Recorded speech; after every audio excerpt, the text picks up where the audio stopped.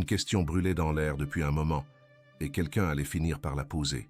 Jérusalem, nuit du jeudi, l'an 33. Dehors, la ville sentait encore le mouton rôti et la fumée des feux de Pâques.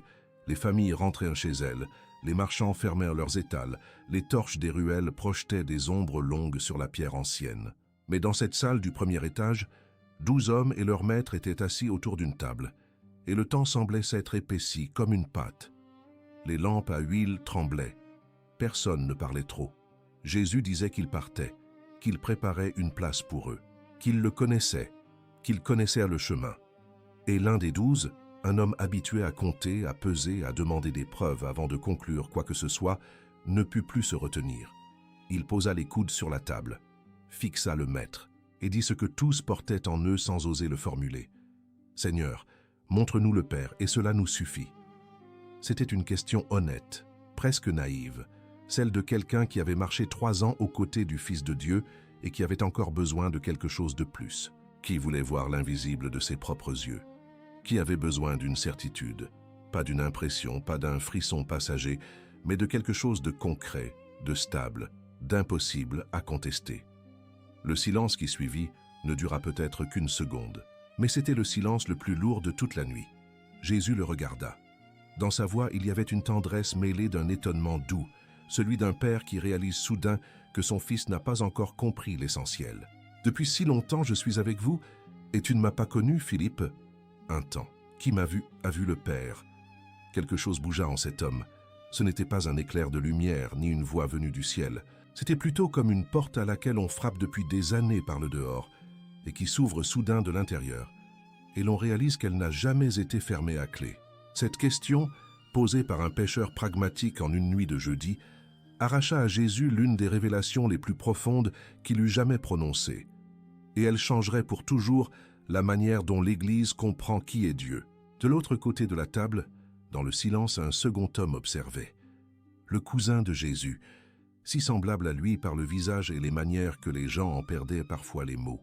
Un homme qui avait refusé de croire en son cousin pendant des années, et qui ce soir-là le regardait avec des yeux portant le poids d'une conversion encore en train de s'accomplir, de se déposer en lui comme une pierre qui trouve enfin son assise. 2 amis, 2 chemins, une seule foi. L'un voulait voir l'invisible. L'autre avait appris à devenir si transparent que Dieu se voyait à travers lui.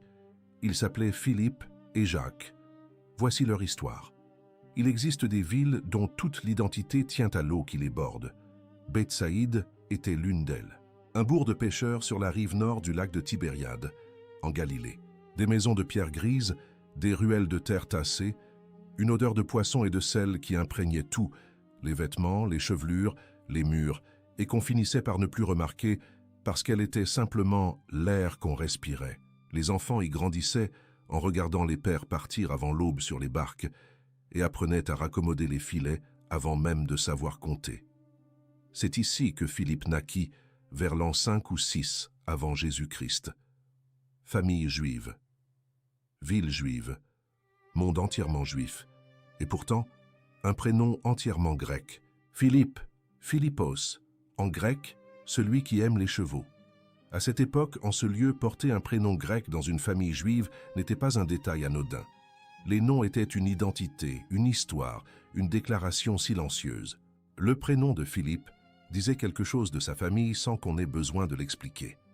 Il y avait là une ouverture vers le monde d'au-delà des frontières d'Israël. Comme si quelqu'un, sans le savoir, avait pressenti que cet enfant grandirait pour devenir un passeur entre les peuples. Il grandit aux côtés de Pierre et d'André, voisins, amis d'enfance, compagnons de travail sur le lac. Le métier de pêcheur enseigne la rigueur. Combien de poissons, combien d'heures, quel vent, quel fond. Philippe pensait en chiffres, et en fait depuis toujours, et c'est cette nature-là qui le définirait sa vie entière. Mais il y avait en lui une couche plus profonde, que les filets et le lac ne suffisaient pas à combler. Philippe était disciple de Jean-Baptiste. Quelque chose dans ce prophète rude du désert, qui portait des peaux de bêtes, mangeait des sauterelles sauvages et criait sur les rives du Jourdain que le royaume de Dieu approchait, avait ébranlé Philippe de l'intérieur.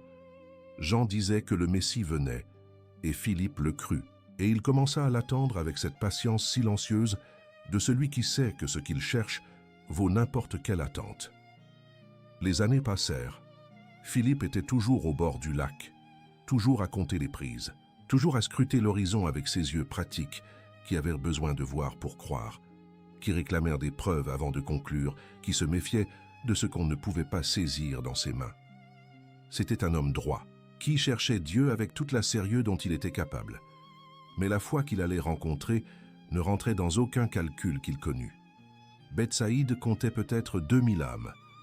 Aucune gloire, aucune histoire remarquable, aucune raison d'apparaître sur les grandes cartes du monde antique. Et pourtant, de là sortiraient 3 des hommes qui changeraient le cours de l'histoire humaine, Pierre, André et Philippe. L'esprit ne demande pas l'adresse avant de souffler.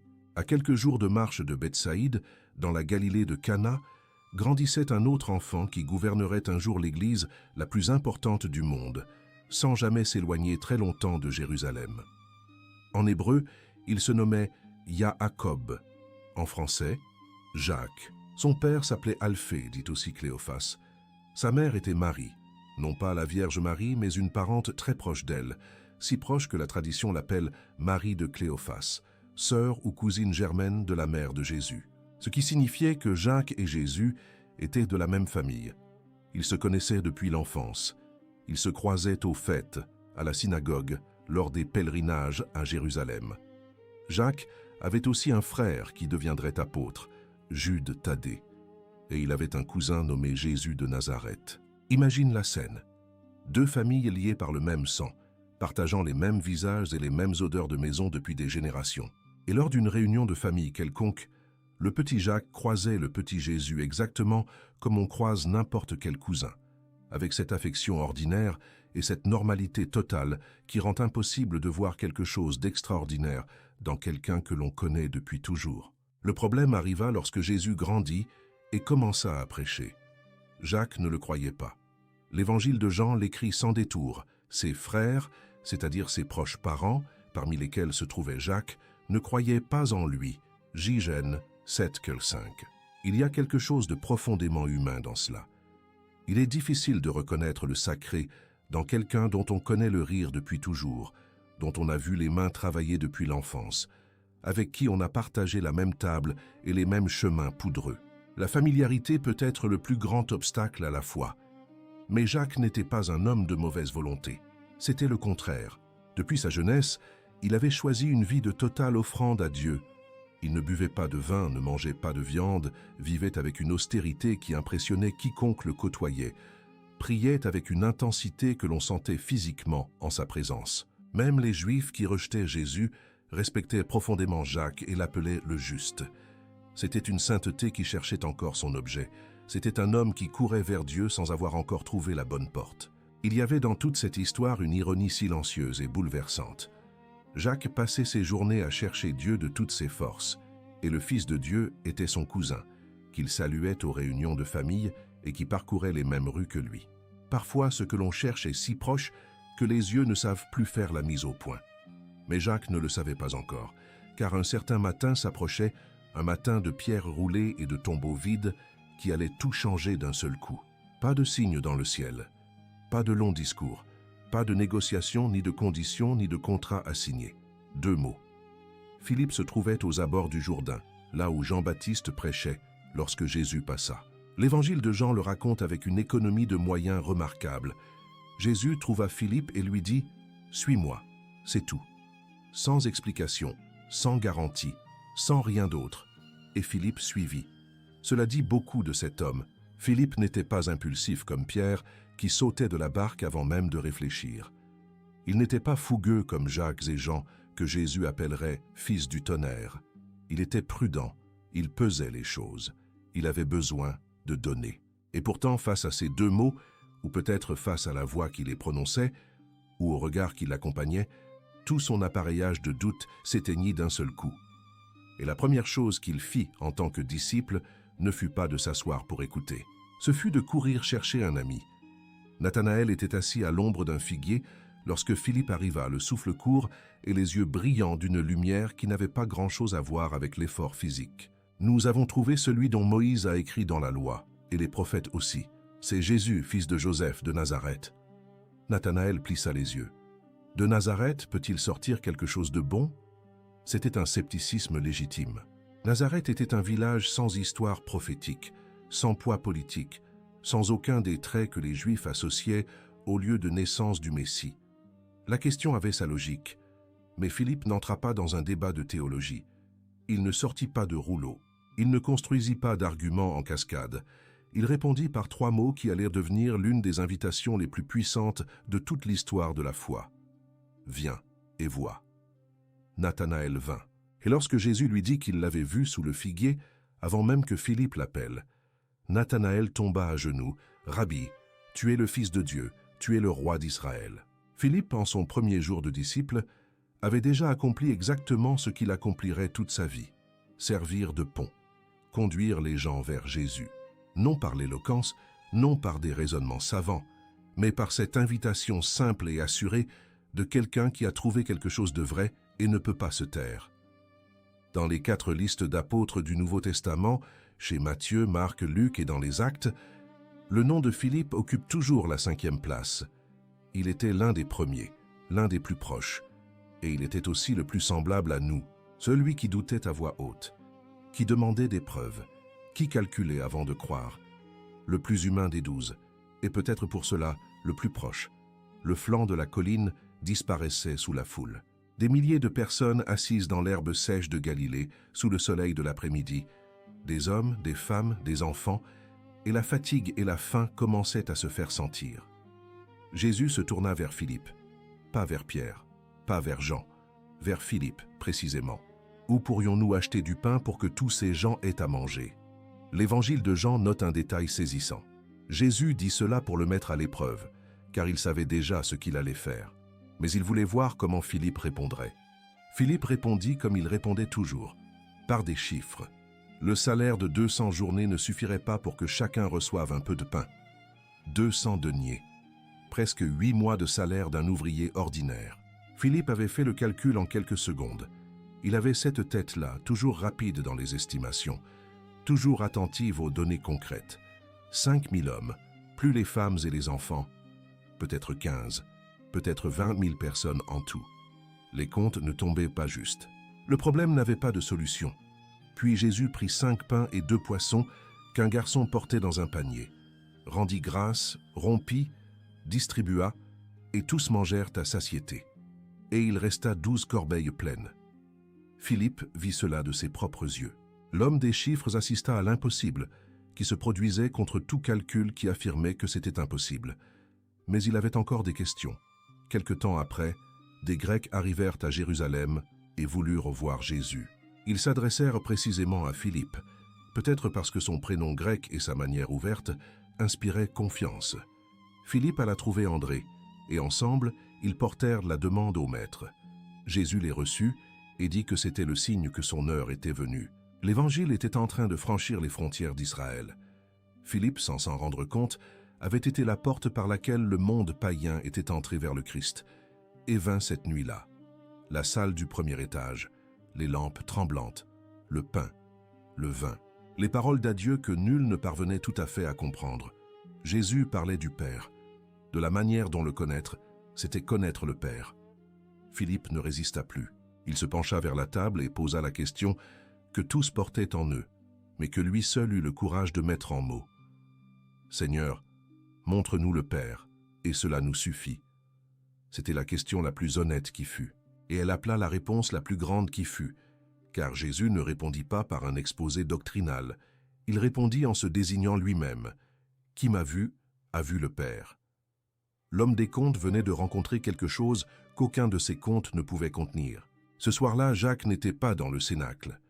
Tandis que Philippe posait sa question à la lumière vacillante des lampes, le cousin qui ne croyait pas se trouvait quelque part ailleurs dans Jérusalem, vivant comme à l'ordinaire.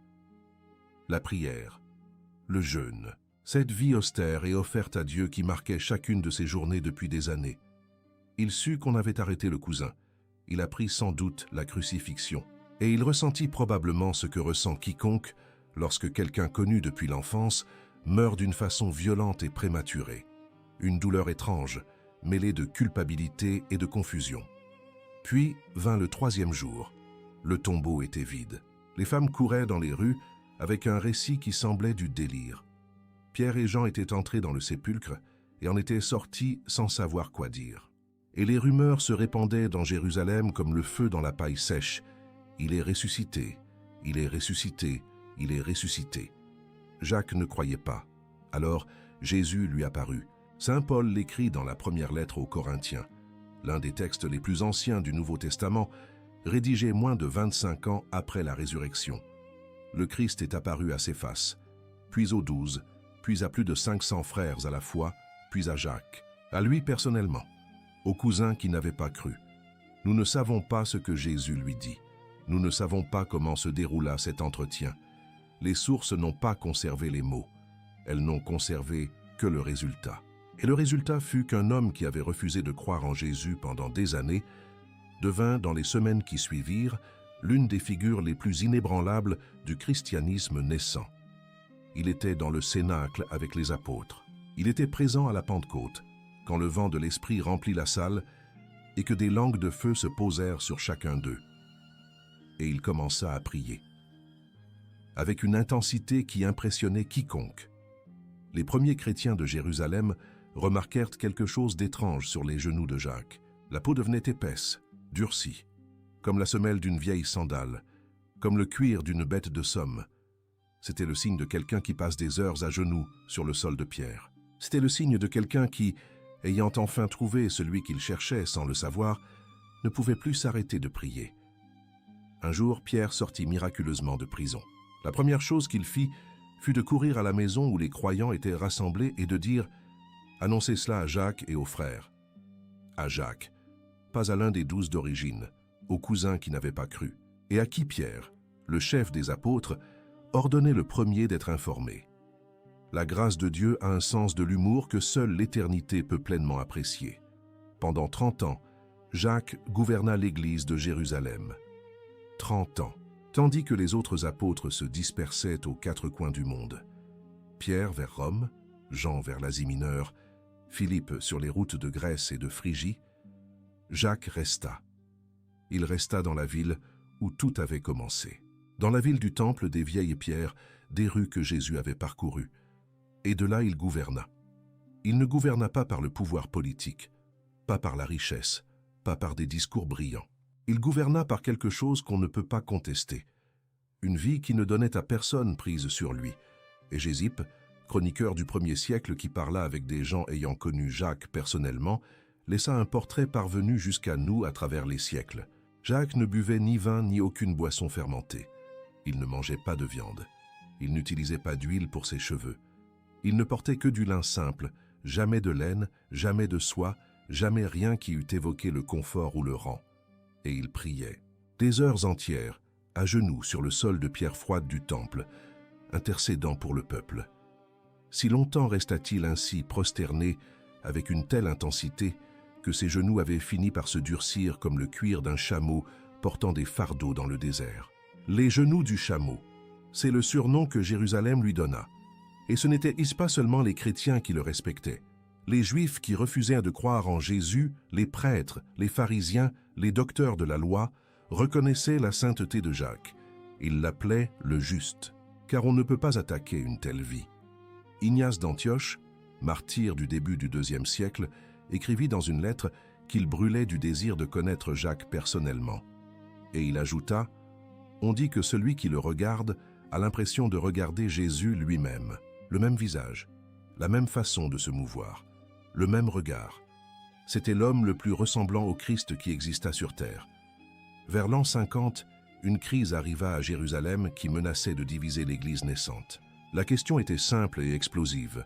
Les païens convertis au christianisme devaient-ils observer la loi juive? Devaient-ils être circoncis?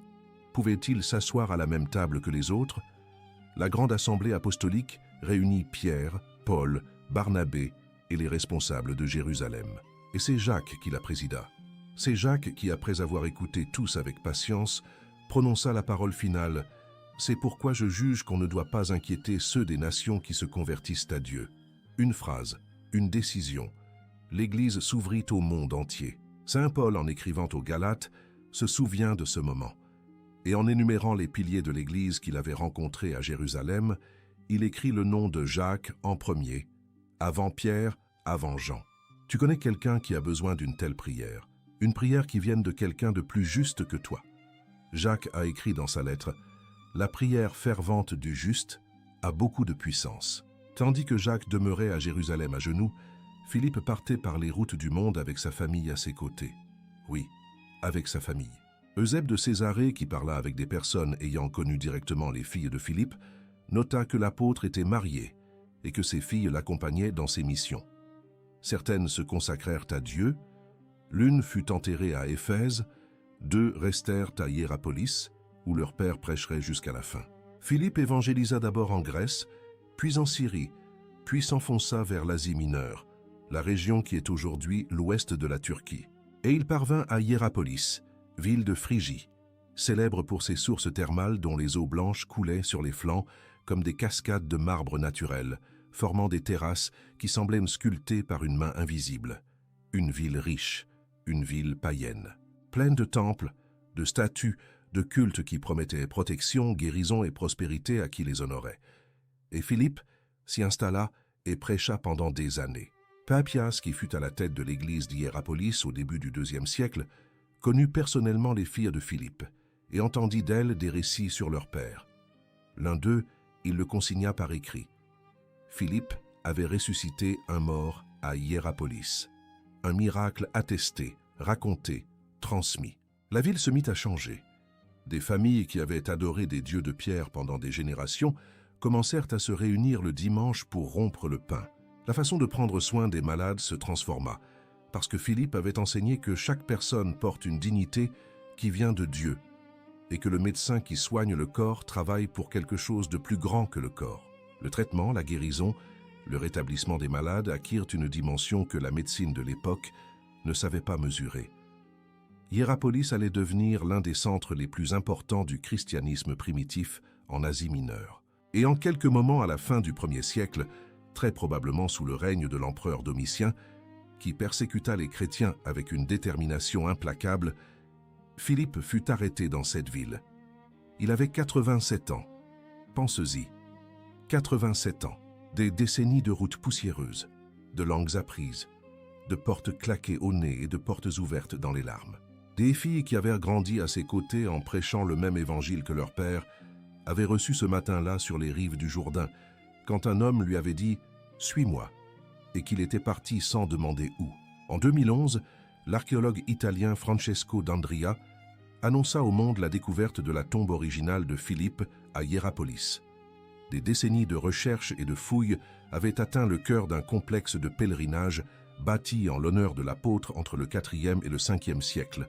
Le sol de marbre de l'église qui gardait le sépulcre était usé, érodé par les pieds et les genoux des pèlerins qui y étaient passés pendant des siècles, avec un nom dans le cœur à confier à quelqu'un qui continuait d'écouter. L'an 62. Jérusalem.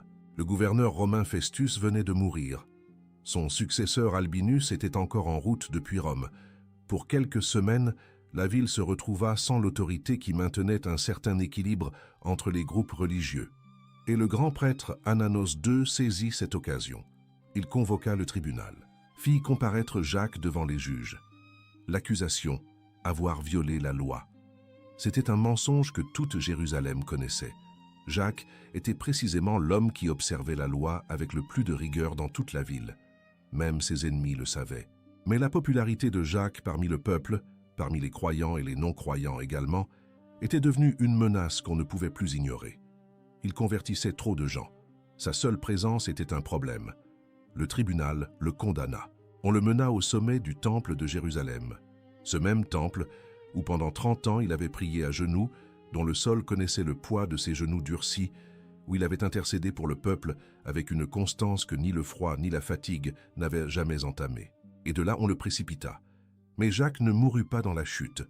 Ce corps endurci par des décennies de jeûne et de prière se releva du sol, et Jacques se mit à genoux, et il pria. « Seigneur, pardonne-leur, car ils ne savent pas ce qu'ils font. » Les mêmes mots que Jésus sur la croix.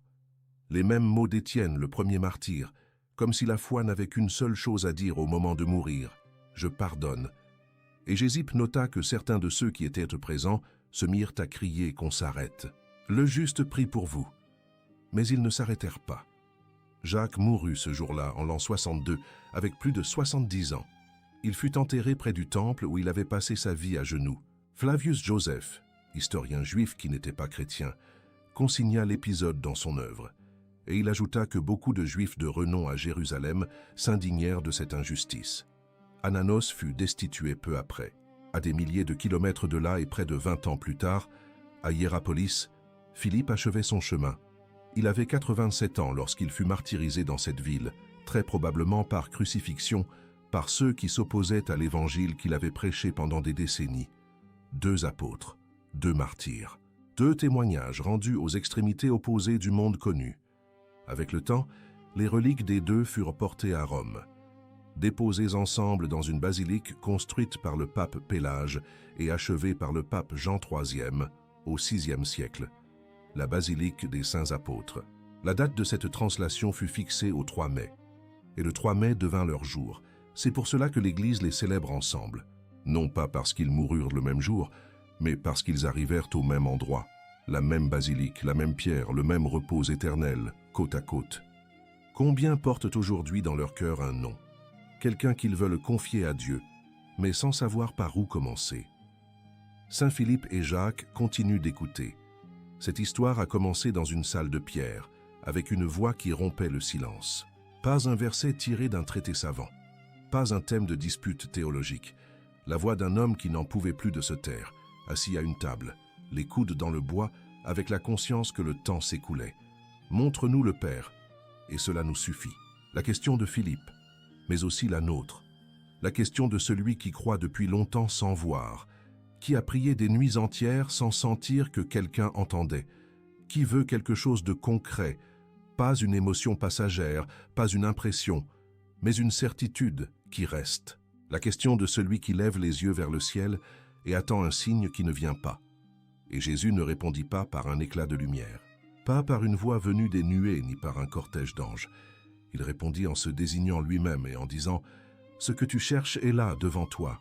Regarde-moi. » Mais il y a quelque chose dans cette réponse que l'Église a compris lentement au fil des siècles, et que l'histoire de ces 2 amis éclaire d'une façon que peu de choses savent faire. Si voir Jésus, c'est voir le Père.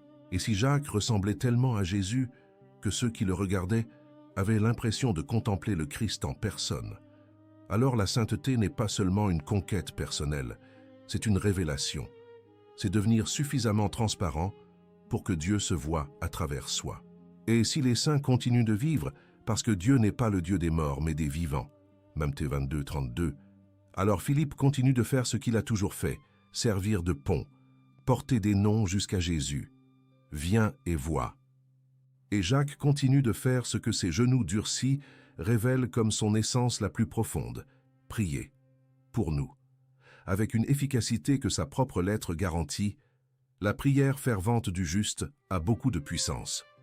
Voilà pourquoi depuis 2000 ans des gens allument des cierges devant les images des saints.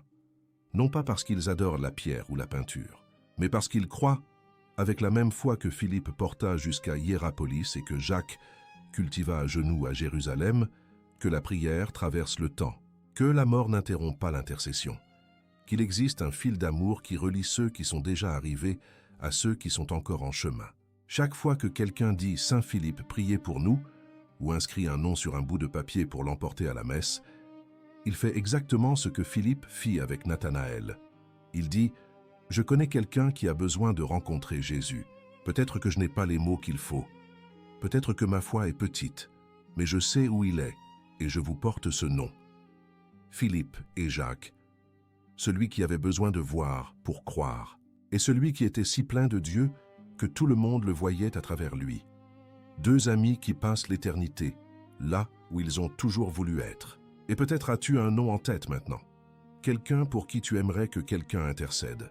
Tu peux l'écrire ici. Saint Philippe et Jacques continuent d'écouter.